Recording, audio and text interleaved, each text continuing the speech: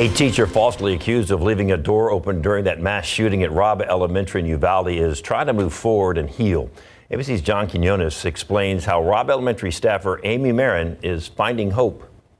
The Robb Elementary staffer at the center of controversy, speaking out, Emilia Amy Marin, after the trauma she underwent following the mass shooting last May. I tell myself that I have to be strong and I have to stay positive and think positive. We told Amy's story on GMA last October, how she was falsely accused by Texas authorities of leaving a back door open at the school, the door through which the shooter entered on May 24th and began his rampage. The exterior door where we knew the shooter entered was propped open by a teacher. He said, a teacher left the door propped open. And I looked at my daughter and I said, that's a lie. The Texas Department of Public Safety had actually not named her. That was done by Amy's lawyer, as her name spread in Uvalde. Her lawyer demanding an apology. The DPS later retracted their statement that a teacher had left the door open, admitting that Amy had closed the door behind her. Security video clearly showed that. DPS Director Steve McCraw apologized. But by then, Amy felt vilified in her own community. When we met her last fall, her body shook. She spoke with a stutter, suffering from anxiety and depression. After we told Amy's story on GMA, she received letters from all over the country. I am a retired teacher of 43 years. I can put myself in your place. Do not let this destroy your health and future happiness. The woman once considered a pariah in her own town is doing better now, thanks to all that support and therapy, including treatment sessions with a therapy dog. What did those letters do for you? They give me strength. They give me courage. I read them because I want to remind myself that there's people out there that are praying for me. Since the shooting, Amy had refused to even go past Robb Elementary. But a few days ago, she asked ABC News to come with her. And with her daughter at her side, Amy finally walked to the front gates of the school, where she made an impassioned plea to the part of her still inside that building. I want me to get out of there. That was ABC's John Quinones reporting. Amy now says she plans to join other families of the victims in Uvalde in the fight for justice, shining a light on the things that went wrong. We wish her all the best. The Chinese Lunar New Year off to a tragic start, with communities all across the world tense as they welcome the Year of the Rabbit. This after a mass shooting in Monterey Park, California at a New Year's dance party over the weekend. Police say 72-year-old Hu Can Tran walked into a dance studio and shot and killed 10 people. 10 others were also hurt. Police say he then tried to do the same thing at a second dance studio, but was stopped before he could injure anyone else. He was disarmed by two community members who I consider to be heroes because they saved lives. This could have been much worse. Later, Tran was found, and despite efforts to get him to surrender peacefully, 2 hours later, he shot himself in the head and died. No motive has been announced, but he apparently was once a volunteer dance instructor in the small community.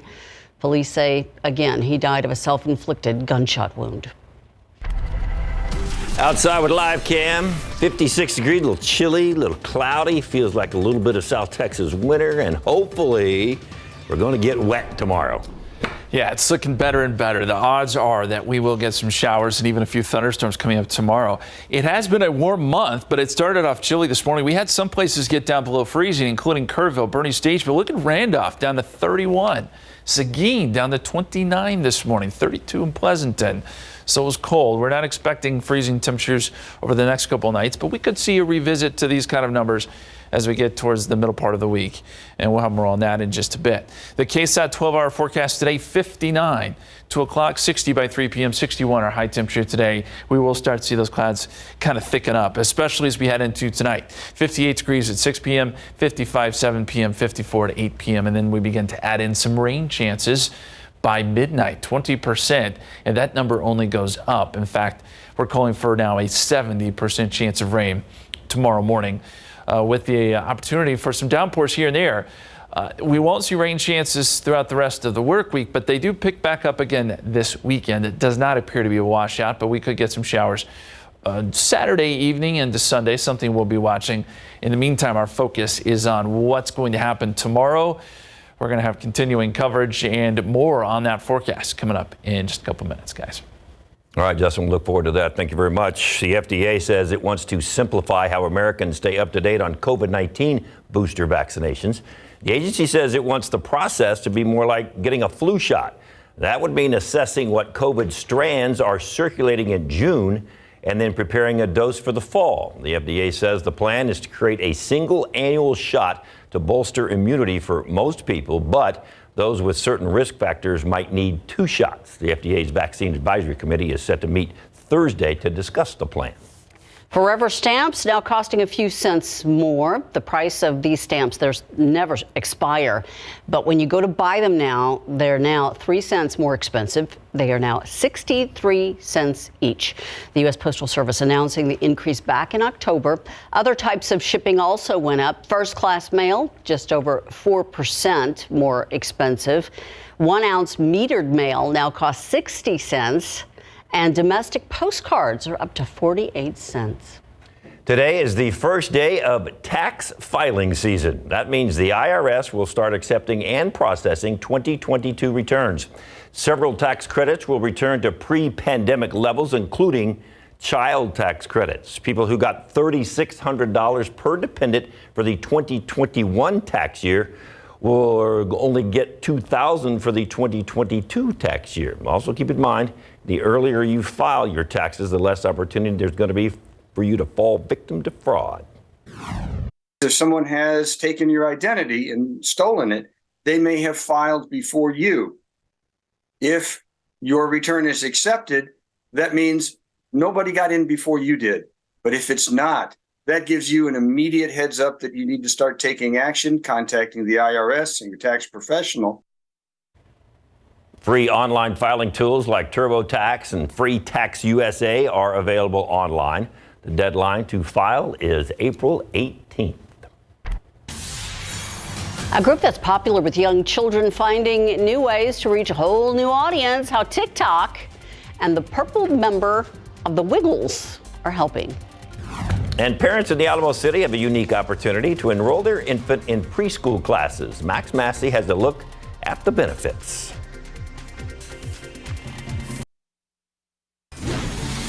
It is a new program for new parents. Brighton schools have a new unique program to infants 6 weeks old to 18 months old. Max Massey shows it to us. The school is responding to a big need.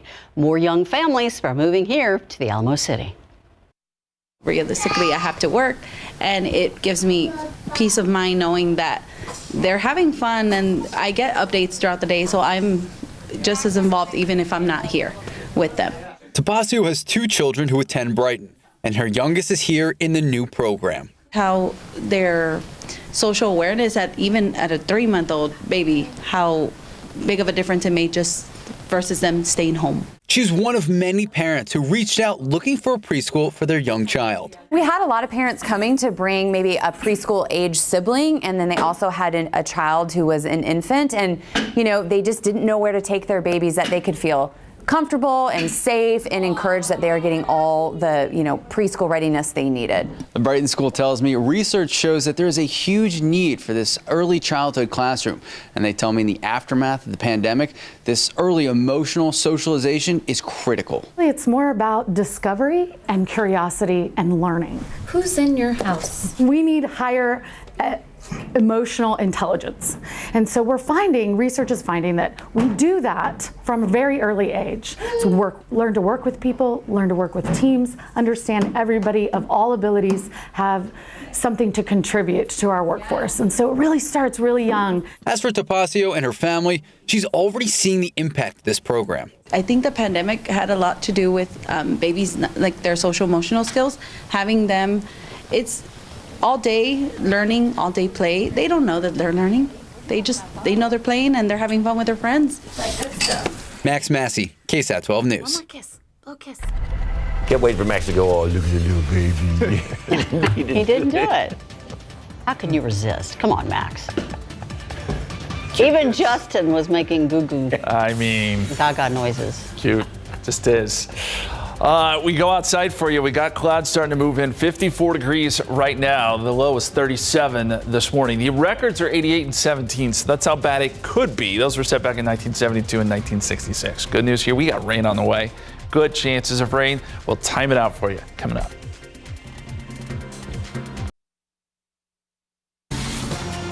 Justin's so excited. He has dusted off the radar. It had about 2 inches of dust. I mean, we've had a little dribs and drabs, but this is the first time it's going to get a workout in a while.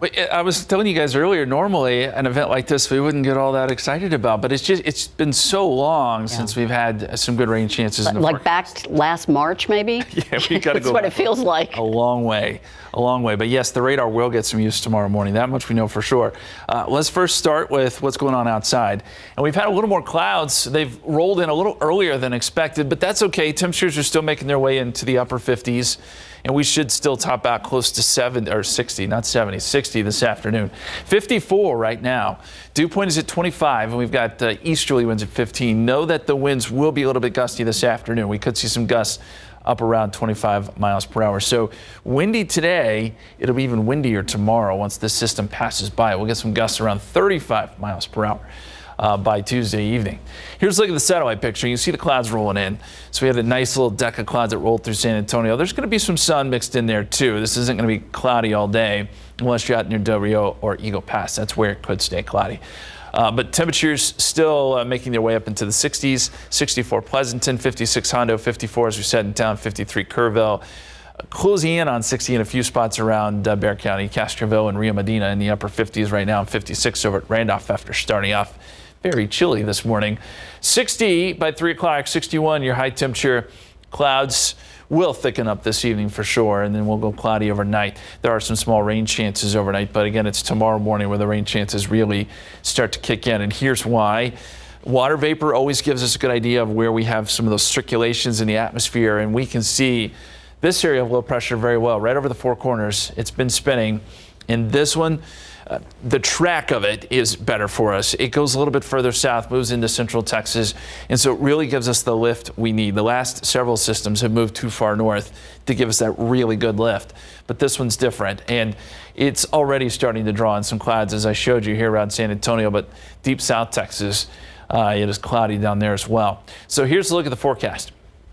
And by this afternoon, still probably rain-free, but after midnight, then we start to see some showers coming in. They initially will be light and start out west.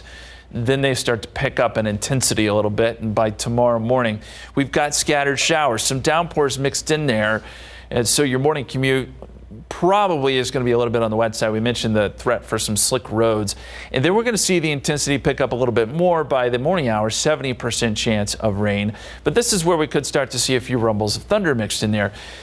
We're not looking for a lot of severe weather. There could be a couple of strong storms mixed in, but this isn't going to be widespread severe weather, especially with this line. This is kind of the tail end of things that we'll get coming up midday, a line of showers and storms. There could be a couple of strong storms mixed in here. I'd say gusty winds would be the main threat.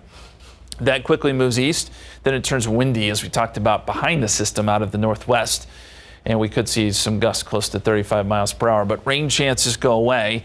And by Wednesday morning, with those gusty winds, cooler air working in, it's going to be downright chilly. We'll see some wind chills probably in the 30s, maybe even 20s. But as far as the rainfall potential goes tomorrow morning, I'm saying a half an inch to an inch here around San Antonio. You'll get the bigger numbers off to the east, lower numbers off to the west. So this isn't a huge rain event. We're not calling for flooding or anything like that either, but just some good, decent numbers that we haven't seen in a long time. As far as the severe weather risk, they have pushed it a little bit further west. The isolated risk. You're going to run into a much, much better, though, risk of severe weather if you're out around Cuero, Hallettsville, Victoria. And in fact, it really picks up along the Texas coast. So we will be keeping a close eye on the radar. And that severe risk is mainly tomorrow afternoon. The extended forecast, 60 tomorrow, 70% chance of rain, mainly in the morning here in San Antonio. 61 Wednesday after starting off at 38, 34 Thursday morning. Highs only in the 50s Thursday and Friday. And we will run into another chance of some showers coming up on Saturday. We'll be right back.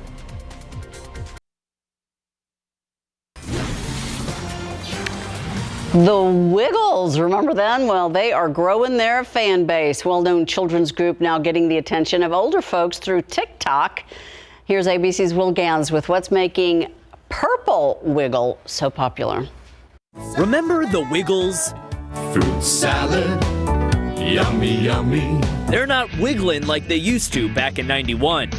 We're gonna do the monkey. The Purple Wiggle, aka John Pierce, taking over TikTok, where he's racked up nearly 10 million views in the last 5 days alone. So what's the Purple Wiggle and his biceps doing on TikTok anyway? To create fun content, fun quirky content that does tie in my character now and myself, and trying to find that balance where it does sort of appeal to a wide demographic. Just check the comment section. I'm about to risk it all for the Purple Wiggle. A little background on this red-hot Purple Wiggle. John Pierce is known for winning Australia's Got Talent back in 2010 with Australian pop music group Justice Crew. He's also a certified personal trainer, and he competed in Ninja Warrior Australia. And in a devastating turn of events, he's married. What your history with the Wiggles like prior to becoming the hot one? Well, I'm 31. The Wiggles have been around 31 years, so I grew up with the Wiggles. It's still super crazy to think that I am what my childhood was. And while John has helped the Wiggles find an all-new audience on TikTok, he's proud to be part of the 2023 version of the group. Diverse ages, different races, different backgrounds, different ethnicities, different experiences. And I think it's great to see, the majority of what the society is on Wiggly TV. And one last hard-hitting capital J journalism question for the world's hottest Wiggle. John, is there any chance that the Wiggles are going to play Coachella this year? Or Oh, that's 100%. Coachella would be the next stop. The Wiggles are going on tour here in North America in the fall. It'll be the first time John is on American soil as the Purple Wiggle. Get your tickets now, people. Will Gans, ABC News, New York. Didn't know you liked the Wiggles so much. I like the new turn they're taking. Speaking of popular, I don't know if they wiggle, but there's my interview. I actually saw the Wiggles, went to a live concert on my birthday one time years ago, believe it or not. Yeah. Because of the boys, right? That's my excuse, yeah. So. Yes, all right. Well, it is National Pie Day, so feast your pies on this. Ooh, yes. And the creator of this delicacy we can't wait to bite into it is Jen Reisman from Rooster Crow Bakery.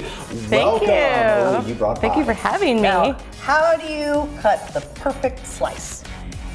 You know, You're it's a little gonna tell bit, us, right? I'm going to tell you guys, there's ways and then there's ways to cut the perfect slice of pie. First of all, follow your heart. Okay. You can't just dig in with a fork. You can. You can, okay. If no one's looking, you can. All right. All right. But different pies need different types of knives. Okay, we will learn all about that coming up as well. And we have a contest. Look at what some of our folks have made here. There are 5 of our pies, and Jen is going to be the judge of these delicacies.